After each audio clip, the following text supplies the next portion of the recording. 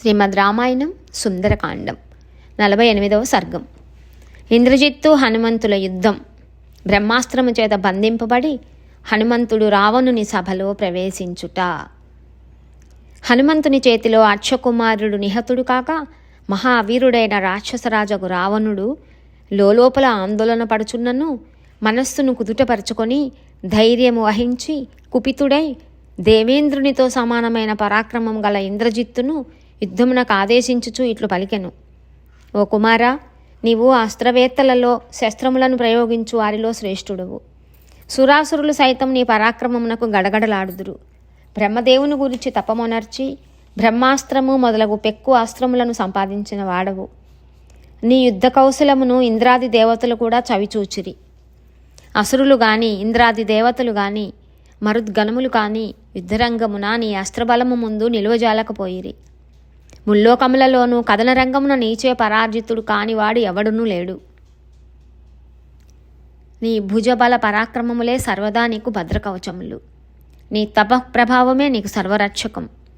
దేశకాలములను అనుసరించి కర్తవ్యములను నిర్వహించుటలో నీవు నిరుపమాన ప్రజ్ఞాశాలివి, సమయస్ఫూర్తి గలవాడువు. వివిధ యుద్ధ రీతులలో కుశలుడు అయిన నీకు అసాధ్యమైన కార్యము ఏదియునూ లేదు. వివేకముతో ఆలోచించి చేయదగిన కార్యములలో నీకు తెలియనిది లేదు. నీ అస్త్రబలములను శారీరక శక్తిని ఎరుగనివాడు ముల్లోకములయందు ఎవడునూ లేనేలేడు. తపోబలమునందును యుద్ధమున పరాక్రమించుటలోను అస్త్రబల విజృంభణనందును అన్ని విధములా నీవు నాతో సమానుడవు. యుద్ధ సంఘర్షణ ఎదురైనప్పుడు నీవు నిలబడిన పక్షమునకు జయము తథ్యం. నా మనస్సునకు ఆందోళన ఏమాత్రమూ కలుగదు. 8,000 మంది కింకరులను జంబుమాలియు వీరులైన అమాత్యపుత్రులు 7 సేనానాయకులు 5 రణరంగమున మడిసిరి. అసంఖ్యాకంగానున్న అశ్వములు గజములు రథములు పదాతి బలములు కథనరంగమున ప్రాణములను కోల్పోయెను. నీ అనుంగు తమ్ముడైన అక్షకుమారుడు కూడా నిహతుడయ్యను. అయితే ఓ అరిమర్దన, నాకు నీపై ఉన్నంత గట్టి నమ్మకము వారిపై లేదు. ఆ వానరుని ప్రశస్తమైన బుద్ధి కౌశలమును శారీరక బలమును ప్రభావమును పరాక్రమమును దృష్టిలో ఉంచుకొని నీ బల పరాక్రమములను కూడా చూచుకొని నీ శక్తియుక్తులకు తగినట్లుగా విజృంభింపుము. అస్త్రవిధులలో శ్రేష్ఠుడా, నీ నిరుపమాన బలపరాక్రమములను చూచిన వెంటనే శత్రువులు లొంగిపోవుదురు.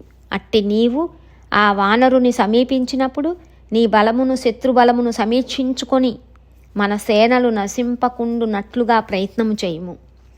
ఓ వీరుడా, ఒకే ప్రయత్నమున ఒక్క దెబ్బతో పెక్కుమందిని హతమార్చగల ఆ వానరుని నుండి సేనలు మనలను రక్షింపజాలవు. కనుక నీవు సేనలతో వెళ్ళకుము. తీక్షణమైన వజ్రాయుధము కూడా ఆయన కడ కుంఠితమగును. కనుక ఆయన మీదకి వజ్రాయుధంతో కూడా వెళ్ళవద్దు. అది ఆయన కడ పనిచేయదు.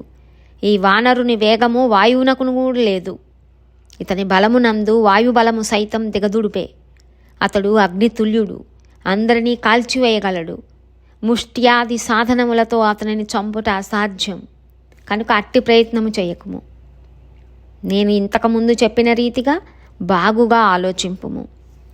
నీ కార్య సాఫల్యమునకై నీవు శత్రువును జయించుటకై ఏకాగ్ర చిత్తుడవై ధనుర్విద్యకు ధనస్సునకు సంబంధించిన బ్రహ్మాస్త్రాది బలమును జ్ఞప్తికి తెచ్చుకొనుచూ వెళ్ళుము. తిరుగులేని విధముగా యుద్ధ కార్యమునకు దిగుము. పితామహుడిచ్చిన ఆ బ్రహ్మాస్త్రమునే స్మరించుచూ వెళ్ళుము. దానికి తప్ప మరి దేనికిని అతడు లొంగడు. బాలుడవైన నిన్ను యుద్ధమునకు పంపుట నాకు ఉచితముగా తోచుటలేదు. అయినను ఛాత్రధర్మమును అనుసరించి ఇట్లు చేయుట యుక్తమే. ఏలనన సమర్థులైన యోధులుండగా రాజు స్వయముగా వెళ్ళుట రాజధర్మ విరుద్ధం. కథనరంగమున విజయకాంక్ష కలిగి ఉండుట అవసరం. కనుక వివిధములగు అస్త్ర ప్రయోగములయందు నేర్పు ప్రహరణ సామర్థ్యం కలిగి ఉండవలెను. జయార్థం అస్త్రములన్నీయు స్మృతిలో ఉండవలెను. దేవతల వలె దివ్య ప్రభావము కలవాడు వీరుడు అయిన ఇంద్రజిత్తు తండ్రి పలికిన హితవచనములను విని కొండంత బలమును పొందినవాడై యుద్ధము చేయుటకే నిశ్చయించుకొని ప్రభువైన రావణునకు ప్రదక్షిణపూర్వకముగా నమస్కరించెను. ఇంద్రజిత్తు తనకు అత్యంత ప్రీతిపాత్రులైన వారి చేతను తన వారి చేతను ప్రశంసలను అందుకొని రణోత్సాహముతో విర్రవీగుచు సమరభూమికి వెలుటకు ఉద్యుక్తుడాయెను. వైభవోపేతుడు, పద్మదళముల వంటి నేత్రములు గలవాడు, రాక్షస ప్రభువైన రావణుని కుమారుడు, మహాతేజశాలియు ఆగు ఇంద్రజిత్తు పర్వదినములలో సముద్రుని వలె ఉప్పొంగుచు సంగ్రామమునకు బయలుదేరెను. పరాక్రమమున ఇంద్రునితో సమానుడైన ఆ ఇంద్రజిత్తు నిరాఘాటముగా మిక్కిలి వేగముతో సాగిపోగల రథమును అధిరోహించెను. దానికి గరుత్మంతుని వలె మిక్కిలి వేగము కలవి, తీక్షణములైన తెల్లని కూరలు గలవి అగు 4 సింహములు పూంచబడి ఉండెను.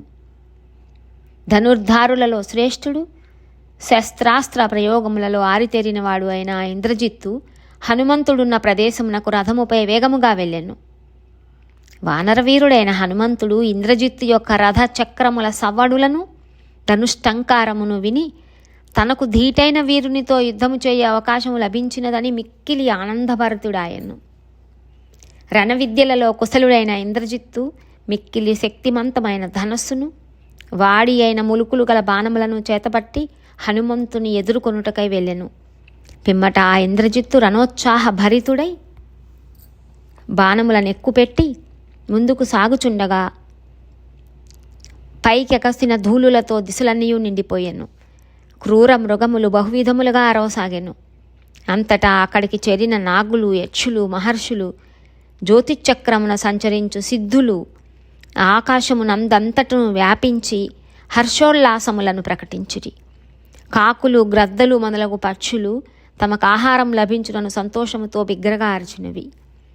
రథముపై అతివేగముగా తన వైపునకు వచ్చుచున్న ఇంద్రజిత్తును గాంచి హనుమంతుడు సింహనాదము అనర్చుచు శత్రువునకు దడపుట్టునట్లు అతి శీఘ్రముగా తన శరీరమును పెంచెను. ఇంద్రజిత్తు దివ్యమైన రథముపై నిలకడగా ఉన్నవాడై చిత్రమైన వింటిని చేబూని పిడుగుపాటు ధ్వనితో భయంకరముగా ధనుష్టంకారమును గావించెను. మిక్కిలి తీవ్రముగా విజృంభించిన వారును, గొప్ప బలశాలురును, రణభయము లేనివారును అయిన హనుమంతుడు, ఇంద్రజిత్తు ఇరువురును బద్ధ శత్రువులైన దేవేంద్ర, రాక్షసేంద్రుల వలె పరస్పరము యుద్ధమునకు తలపడిరి.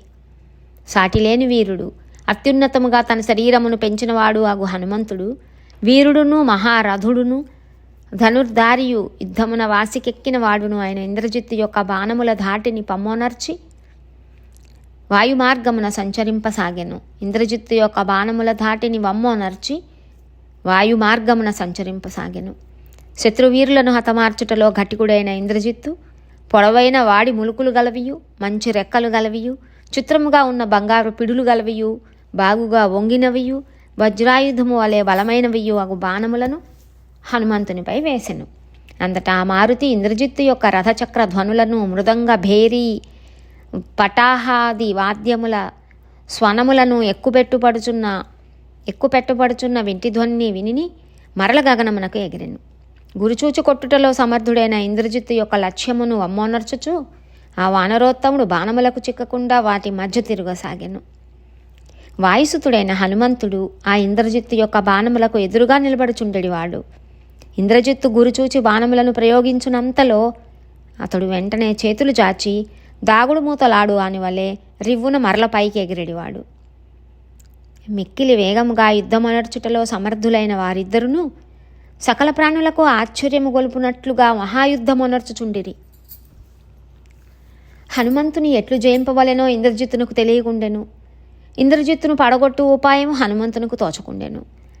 దేవతలతో సమానమైన పరాక్రమము గలవారి వారిద్దరును పోరు సల్పుచు ఒకరిని మరి ఒకరు జయించుటకు అసాధ్యులుగా నుండిరి. బాణములను సంధించి ప్రయోగించుటలో ఏకాగ్రచిత్తుడైన ప్రతిభాశాలియగు ఆ ఇంద్రజిత్తు తన గురి వమ్మైపోవుచుండుట వలనను అమోఘములైన శరములు కూడా గురితప్పి పడిపోవుచుండుట చేతను తీవ్ర విచారమునకు లోనయ్యను. ఆ ఇంద్రజిత్తు హనుమంతుని చంపుట అసాధ్యమని తలంచెను. అది సరే, కనీసము ఆ వానర ప్రముఖుని బంధించుటకై అతనిని నిశ్చేష్టునిగా చేయుటకు ఉపాయమేమి అని అతడు బాగుగా ఆలోచింపసాగెను. పిమ్మట అస్త్ర విధులలో ప్రముఖుడు, వీరుడు, మహా తేజశాలియు అయిన ఆ ఇంద్రజిత్తు ఆ వానరోత్తమునిపై బ్రహ్మాస్త్రమును సంధించెను. ఈ మహావానరుని చంపుట అసాధ్యము అని తలచి అస్త్ర రహస్యములను ఎరింగిన భుజ బలశాలియగు ఇంద్రజిత్తు ఆ మారుతిని బ్రహ్మాస్త్రముచే బంధించెను. ఇంద్రజిత్తు ప్రయోగించిన బ్రహ్మాస్త్రమునకు కట్టుబడిన వాడై ఆ కపివరుడు నిశ్చేష్టుడై భూమిపై పడిపోయెను. ఆ హనుమంతుడు తాను బ్రహ్మాస్త్రముచే బంధింపబడినట్లు తెలుసుకొనెను. కానీ బ్రహ్మదేవుని వరప్రభావమున ఆ అస్త్రశక్తి క్షణకాలములో తొలగిపోయెను. అది ఆయనను ఏమాత్రమూ బాధింపలేదు. అప్పుడు అతడు తనను బ్రహ్మదేవుడు అనుగ్రహించునని తలంచెను. అది స్వయంభువ మంత్రములచే అభిమంత్రింపబడిన బ్రహ్మాస్త్రము అని ఎరంగి బ్రహ్మ తనకు ప్రసాదించిన వరమును గుర్తునకు తెచ్చుకొనెను. పితామహుని మహిమచే ప్రభావితమైన ఈ బ్రహ్మాస్త్రము నుండి తప్పించుకొనగల శక్తి నాకు లేదు అని తలంచి ఇంద్రజిత్తు దానిని నాపై ప్రయోగించెను. సరే, ఈ బ్రహ్మాస్త్రమునకు నేను కట్టుబడి ఉండుటయే యుక్తం. ఆ విధముగా నేను బ్రహ్మదేవుని గౌరవించినట్లగును అని ఆ హనుమంతుడు బ్రహ్మాస్త్రము యొక్క ప్రభావమును తనపై పితామహునకు గల అనుగ్రహమును గుర్తునకు తెచ్చుకొనెను. బ్రహ్మాస్త్రము నుండి తప్పించుకొనగల శక్తి తనకు ఉన్నదని తెలిసియూ అతడు బ్రహ్మదేవుని ఆజ్ఞను శిరసా వహించెను. నేను బ్రహ్మాస్త్రముచే బంధింపబడినను బ్రహ్మదేవుడు, దేవేంద్రుడు, వాయుదేవుడు నన్ను రక్షించుచున్నందున నేను భయపడవలసిన పనియే లేదు. రాక్షసులు నన్ను బంధించి తీసుకొని వెళ్ళినను నాకు లాభమే అగును. ఏలనన నేను స్వయముగా అక్కడ రావణునితో మాట్లాడవచ్చును. అందువలన శత్రువులు నన్ను తీసుకొని వెళ్ళుదురుగాక. శత్రువులను పరిమార్చగలవాడును, సదసద్విచక్షణతో దూరదృష్టి కలవాడును అయిన హనుమంతుడు కృతనిశ్చయుడై నిశ్చేష్టుడై ఉండెను. అంతటా శత్రువులు ఆయన మీదకి విజృంభించి బలప్రయోగముతో బంధించి భయపెట్టసాగిరి. అప్పుడు మారుతి బిగ్గరగా కేకవేశెను. అనంతరము రాక్షసులు శత్రు సంహారకుడైన హనుమంతుడు నిశ్చేష్టుడై ఉండుట చూచి గట్టిగా పేనిన జనపనార త్రాళ్ళతోడను వల్కముల చేతను ఆయనను బంధించిరి. ఒకవేళ రావణుడు నన్ను చూచుటకై కుతూహలపడుచు ఉన్నను ఉండవచ్చును అని నిశ్చయించుకొని హనుమంతుడు తనను శత్రువీరులు బంధించుటను నిందించుటను కూడా ఇష్టముతో సహించెను. మహావీరుడైన హనుమంతుడు వల్కములచే బంధింపబడిన వెంటనే బ్రహ్మాస్త్రము అతనిని తన బంధము నుండి విముక్తిని గావించెను. ఏలనన తనచే బంధింపబడిన వాణిని ఇతర సాధనములచే మరల బంధించినచో బ్రహ్మాస్త్రము అతనిని తన బంధము నుండి విడిచిపెట్టును. వల్కములు మున్నగు వానిచే బంధింపబడిన ఆ వానరోత్తముని బ్రహ్మాస్త్రము తన బంధము నుండి విముక్తిని చేయుటను గమనించి వీరుడైన ఇంద్రజిత్తు ఇట్లు తలపోయసాగెను. ఇతర సాధనములచే బంధింపబడిన వానిని బ్రహ్మాస్త్రము తన బంధము నుండి విడిచిపెట్టును. అయ్యో, నా శక్తినంతయును ధారపోసి చేసిన ఈ ఘనకార్యము బూడిదలో పోసిన పన్నీరైనది కదా. బ్రహ్మాస్త్ర మంత్ర పద్ధతిని ఎరుగక రాక్షసులు తెలివి మాలిన వారై ఇట్లు చేసిరి. బ్రహ్మాస్త్రమును ప్రయోగించిన పిమ్మట మరి ఒక అస్త్రము ఏదియూ పని చేయదు. బ్రహ్మాస్త్రమును మరల ప్రయోగింపవలను పడదు. అతడి బంధములను తెంచుకొనినచో మనందరినీ ఇరుకున పెట్టవచ్చును. అయినచో మన కర్తవ్యమేమి? ఇప్పుడు అతడు చేయజాలనిది ఏమిటి? గొప్ప చిక్కే వచ్చి పడినది. హనుమంతుడు బ్రహ్మాస్త్రము నుండి తాను విముక్తుడైన విషయమును ఇతరులకు తెలియనీయలేదు. క్రూరులైన రాక్షసులు అతనిని బంధములతో కట్టెలతో బాదుచు పిడికెళ్లతో పొడుచుచు రావణుని సమీపమునకు లాక్కొని పోయిరి. రావణుని చూడవలెను అనే సంకల్పముతో ఈ రాక్షసులు పెట్టు బాధలను అన్నింటినీ హనుమంతుడు బుద్ధిపూర్వకముగా ఓర్చుకొనెను. అంతట బ్రహ్మాస్త్రము నుండి విముక్తుడై జనపనార త్రాళ్ళ చేతను నారల చేతను వల్కముల చేతను బంధితుడై ఉన్న మహావీరుడగు వానరోత్తముని ఇంద్రజిత్తు సభాస్థలికి తీసుకొని వెళ్ళి పరివారములతో కూడి ఉన్న రావణునకు చూపించెను. బంధింపబడిన మదపు టేనుగు వలె ఉన్న హనుమంతుని గూర్చి రాక్షసులు అశోకవనమును ధ్వంసమునర్చిన వానరుడు ఇతడే అని తమ రాజైన రావణునకు నివేదించిరి. ఆ సభలోని రాక్షస వీరులు ఆ వానరుని చూచి, ఇతడు ఎవరివాడు? ఎక్కడ నుండి వచ్చినాడు? ఇతడు వచ్చిన పని ఏమి? ఇతనికి ఆశ్రయమును ఇచ్చినదెవరు అని పరస్పరము చర్చించుకొనసాగిరి. అచట మిక్కిలి ఆగ్రహంతో ఉన్న మరికొందరు రాక్షసులు చంపుడు, కాల్చివేయుడు, భక్షింపుడు అని ఒకరితో ఒకరు చెప్పుకొనసాగిరి. మహాత్ముడైన హనుమంతుడు మార్గమును దాటి అమూల్య రత్నములతో అలంకృతమై ఉన్న రావణుని భవనమును, సభలో రావణుని పాదముల సమీపముననున్న అతని ముఖ్య సచివులను ఒక్కసారిగా పరికించుచూ చూచెను. మహా తేజస్శాలి అయిన రావణుడు వికృతాకారులైన రాక్షసులచే ఇటునట్టు లాగబడుచున్న కపీశ్వరుని చూచెను. తేజోబల సంపన్నుడై సూర్యుని వలె విరాజిల్లుచున్న రాక్షసరాజును ఆ కపిసత్తముడు చూచెను. ఎర్రబారిన కనులతో రోషముతో గుడ్లురుముచు రావణుడు కపివరుని పరికించు చూచి సభలో ఆసీనులై ఉన్న కులశీలములు కలిగి అనుభవజ్ఞులైన ప్రముఖులగు మంత్రులను అతన్ని గురించి తెలుసుకొనుడు అని ఆజ్ఞాపించెను.